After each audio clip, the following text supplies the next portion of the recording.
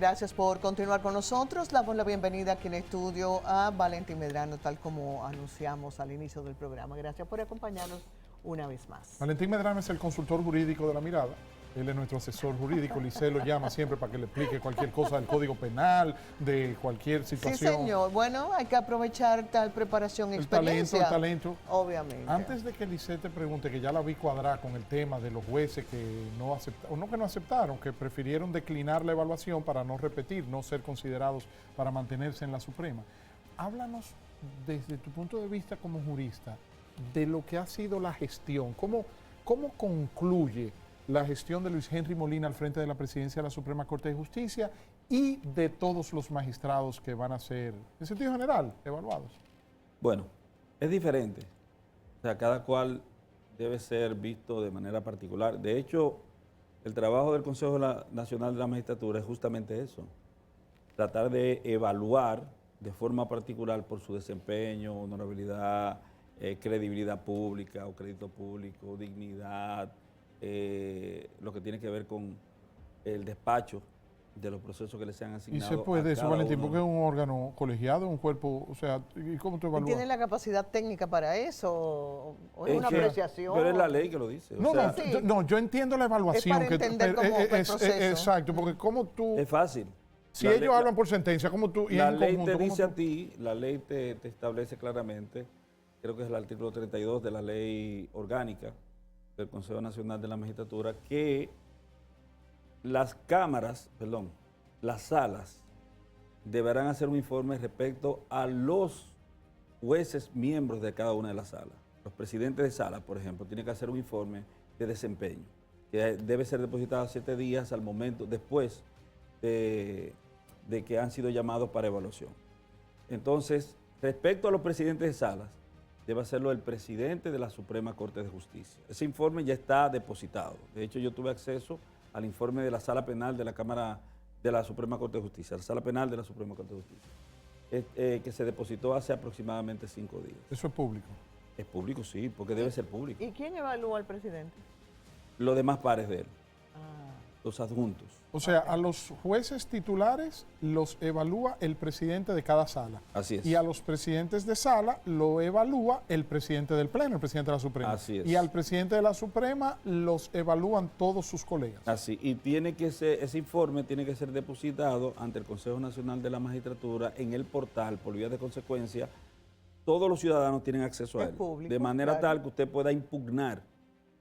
Usted como ciudadano puede impugnar a cualquiera de esos jueces. Si no, ese no me gusta por la razón ¿Y qué se toma en cuenta, Valentín? ¿La asistencia? Probidad, asistencia, cumplimiento. En el caso de la Suprema Corte de Justicia, Sala Penal, ahí va a haber un problema. ¿Por qué? Y de hecho, porque según se dice, las renuncias a ser evaluados por parte de algunos miembros de la Suprema Corte de Justicia se debe a un pacto político, han dicho algunos. A mí no me consta. Porque cada quien tiene una versión diferente de por qué lo hace. Y yo también tengo mi versión de por qué algunos lo han hecho. Entonces, según se ha dicho, es así. O sea, vamos a sustituir todo, vamos a pasar el rodillo, vamos a crear una Suprema Corte de Justicia más afín con los lineamientos políticos actuales, lo que no está mal, no es cuestionable, no es criticable, porque la Suprema Corte de Justicia es un órgano político de administración de justicia. Es igual que cuando tú eres... La carrera, por ejemplo, policial o militar, llega hasta coronel.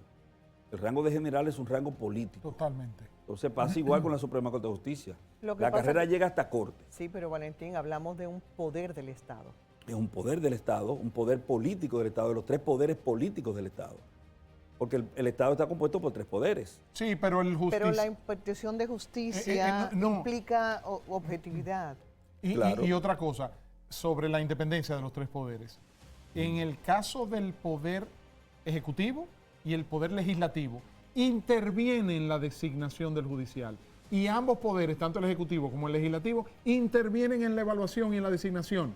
Sin embargo, el poder judicial no interviene ni en la elección de los representantes del poder legislativo, ni en la designación de los representantes del ejecutivo. Claro que sí, porque votan.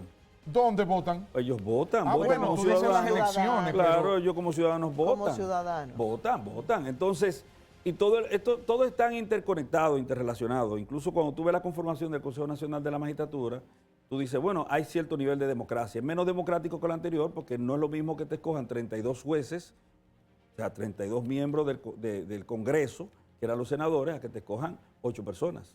Pero tiene un nivel de democratización. ¿Por qué? Porque participa el Poder Ejecutivo con el Presidente de la República con doble voto, cuando sea necesario. Participa también 2 miembros de la Suprema Corte de Justicia. No, espérate, participa otro del Ejecutivo también, que es el Procurador General. No, ya no.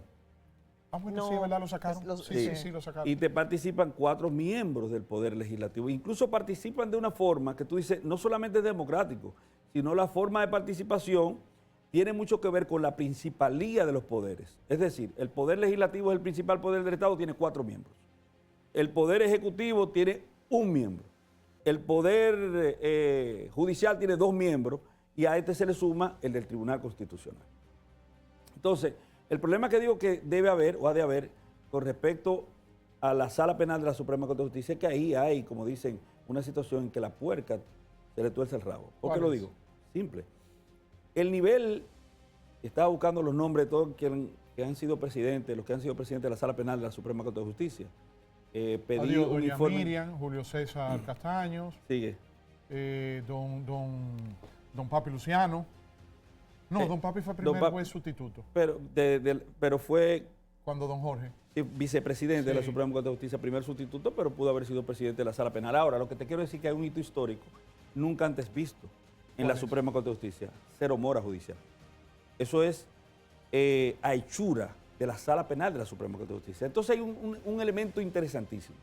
3 de los miembros de la Sala Penal de la Suprema Corte de Justicia ya no pueden ser evaluados. 2 porque renunciaron, las 2 damas, la Nancy Salcedo, la magistrada Garavito, y hay una nueva miembro, que es la magistrada Yorlin Vázquez Castro. La más joven. La más joven del Pleno y de la Suprema Corte. Una superestrella, sí, una superestrella. No puedo decir muchacha, esa magistrada. De esa dignísima magistrada, una superestrella de magistrada. Pero ella no va a ser evaluada porque ella es de reciente designación, es nueva. Entonces quedan dos plazas, que es el presidente de la Sala Penal de la Suprema Corte de Justicia, que es el magistrado Francisco Jerez Mena, y otro miembro que es el magistrado Fran Soto. Ahí hay un tema. ¿Cuál es? Primero, el informe de gestión es favorable. Es decir, que el informe del presidente de la Suprema Corte de Justicia y el informe de gestión de esa sala es óptimo. ¿Por qué es óptimo? Porque ninguno de esos ciudadanos a los que mencionamos con antelación, juristas probos, insignes juristas con un prontuario desde el punto de vista positivo, plausible, ninguno pudo lograr en épocas con menos atasco que no hubiese mora. Que no hubiese mora. Así es. Entonces, ¿cómo tú le... Y métele la pandemia. Métele todo. ¿Con qué se cocina? ¿Cómo tú le puedes decir a estos ciudadanos, supuestamente habiendo el interés de pasarle el rodillo a todos los miembros de la Suprema Corte de Justicia? ¿Qué magistrado tuvo más ¿Qué su trabajo? excusa tú puedes tener para decir, magistrados, ustedes 2 se quedan fuera? Claro. Cuando la Sala Penal de la Suprema Corte de Justicia tiene un histórico, un hito histórico, señores, que va muy acorde con una frase célebre que dice: justicia retardada es justicia denegada. Es decir, que el histórico de denegación de justicia, ellos se lo resolvieron. Si la justicia no, la impartición de justicia no es oportuna, no es justicia. La tardanza de la justicia es una injusticia. Entonces, uno de ellos es miembro de carrera, que es el presidente. Y el otro es uno de los miembros dentro del 25% de escogitación que puede tener el Consejo Nacional de la Magistratura, que es el magistrado Fran Soto.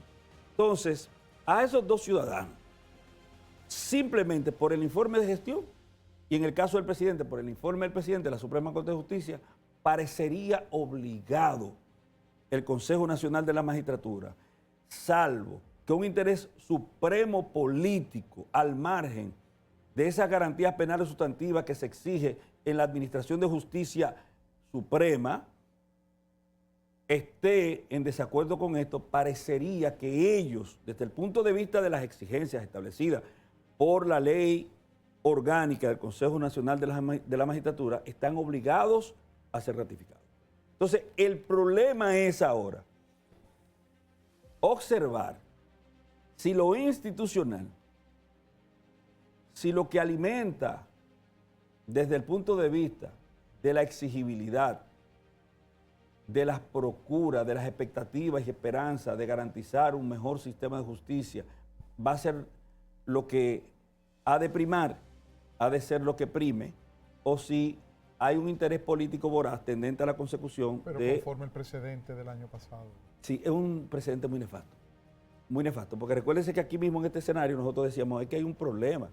Hasta ahora, hasta que tú modifiques esa ley, el informe del presidente con respecto al presidente Sala obliga a que sea escogido y punto. Claro. Si ¿Para este qué se tú presenta. invitaste a este hombre? Y entonces la renuncia de estos 4 Ya encontró un jueces, lío. magistrados, no, es que aquí se le busca también la quinta pata al gato siempre, Y la cualquier sexta. cosa. Entonces la gente dice que hay un grupo que dice, bueno, eso es porque dudan de la transparencia, digamos así, buenas intenciones, de la elegibilidad del Consejo Nacional de la Magistratura. Otros dicen, no, es porque no quieren someterse a la evaluación. Usted dijo que usted tenía su propia Bueno, mi lectura, apreciación. mi ¿Cuál lectura es? muy particular. Por ejemplo, en el caso del presidente Luis Henry, hay un viejo adagio que dice, bueno, en este caso, en el caso del presidente, no voy a citar ni siquiera el adagio porque puede ser muy hiriente. Y yo prefiero no asumir un discurso que afecte absolutamente a nadie, y mucho menos al presidente Luis Henry, que ahora se puede considerar como el árbol caído. Y todo el mundo quiere hacer leña al árbol caído, ¿verdad que no? Bueno, pero hay una simpleza. El presidente Luis Henry llegó por una coyuntura política. Se marginó. No, pero eso no es ofensivo, Valentín. Muy bueno, yo digo que bueno. Eso es la verdad histórica. Pero perdóname. Como llegó el señor mi- Germán también. Mi candidato a ser presidente de la Suprema Corte de Justicia, para que estemos claros, es el doctor Langa. Fernando Langa. Claro, ese es mi candidato. O sea, si a mí me preguntaran si yo fuera miembro del Consejo Nacional de la Magistratura, ese es un voto con el que él cuenta. ¿Por qué? O por su trayectoria, por su histórico, Pero por hay su otros decoro, igual. por su honorabilidad, porque es cristiano, entre muchísimas otras virtudes que tiene el Fernando Langa. Y además, en el caso de la presidencia de la Suprema Corte de Justicia, que es un órgano político, de administración política de justicia, el poder político se hace representar en el presidente, como lo hizo el presidente Danilo Medina, como lo hizo el presidente Fernández. O sea, que el presidente de la República es como la escogencia de un abogado. La escogencia de abogado es un asunto de confianza. Tú escoges el abogado que te brinda confianza, en el que tú crees, el que te da expectativas de gananciales. Entonces, es una elección de confianza.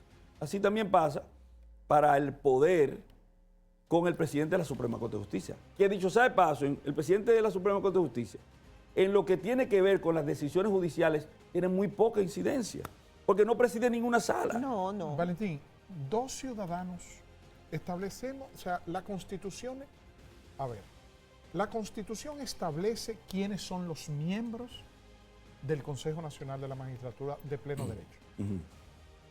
Pero el presidente de la República, el licenciado Luis Abinader, con todo respeto, no es abogado.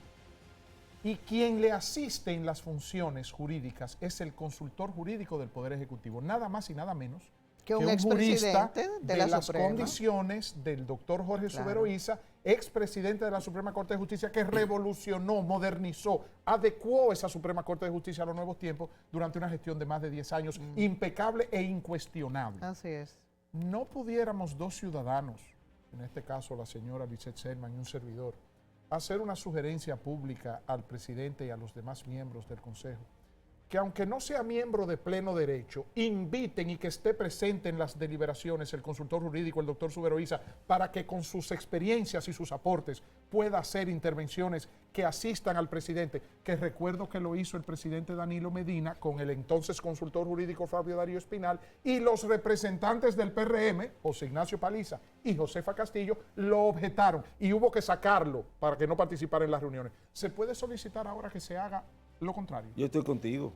Y de hecho, por ejemplo, tú has dicho, mencionaste un nombre de una de las figuras más destacadas en la historia del Consejo Nacional de la Magistratura, Josefa Castillo, que tampoco era abogada, y tuvo una de las más destacadas participaciones habido y por haber en el histórico de ese cuerpo. Entonces, yo sí estoy totalmente de acuerdo con lo que tú estás diciendo, y al margen de ello, ya dije, quizás un exabrupto, quizás un atrevimiento, una osadía de mi parte con respecto a decir cuál es mi predilección en cuanto a lo que tiene que ver con la dirección de ese cuerpo. Pero si muy a lo profundo a mí me preguntaran, mira, tú tienes dos opciones, tienes al presidente Langa, que tú dices, y tienes al presidente Subero Isa.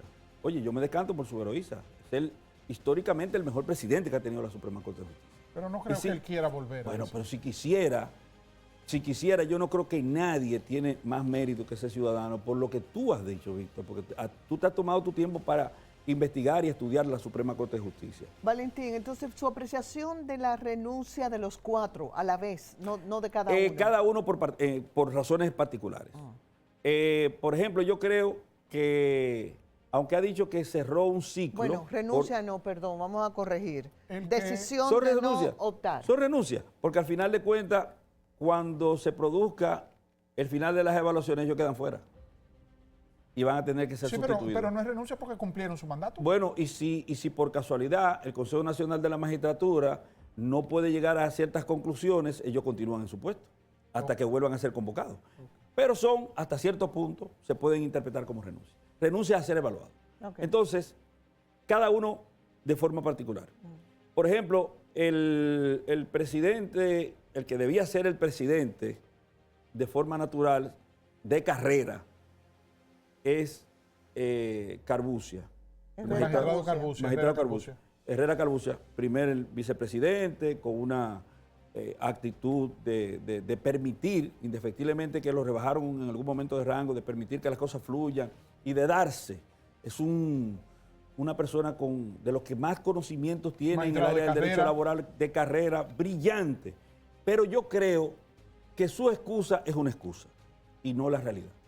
Quizás él aspiraba a ser presidente de la Suprema Corte de Justicia y en esas discusiones que siempre se dan ex post y ex pre, le dijeron, no, usted no va a ser presidente de la Suprema Corte de Justicia. Ah, pues yo me voy, mi ciclo terminó. No la argumentación de 2 periodos, porque en los Estados Unidos, por ejemplo, ¿es de por vida? Es de por vida. Claro. Y esto no es un asunto tampoco, como han dicho algunos juristas, de darle paso a alguien, porque como es de carrera hay que darle oportunidad a alguien. Esto no es un asunto de darle oportunidad a nadie, esto es un asunto de meritocracia. Usted tiene el mérito para estar ahí, usted tiene los galones para estar ahí, usted ha tenido el trabajo para estar ahí, usted ha hecho lo debido desde el punto de vista formativo, desde el punto de vista de decisiones plausibles para estar ahí.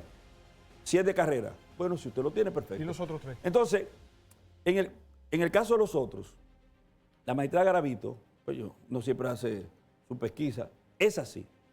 Esa dijo, yo me voy porque yo quiero irme, porque ella quiere atender asuntos desde el punto de vista familiar que le son protagónicos y prioritarios.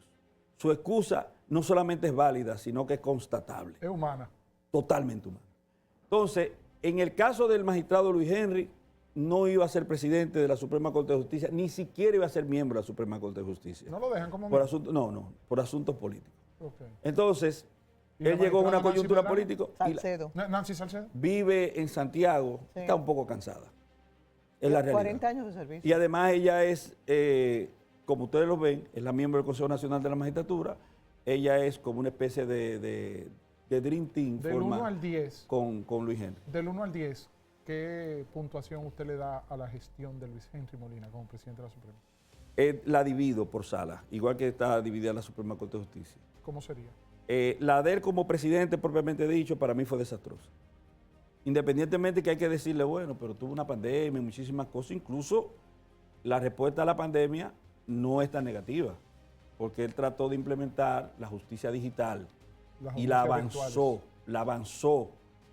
solo que chocó con algunas resistencias que son propias del debido proceso de ley, porque se llevaba de pleno garantías penales sustantivas contenidas, hermanadas, ancladas en la Constitución de la República, que él no entendía ni entiende. Entonces es un poco tosudo, por así decirlo.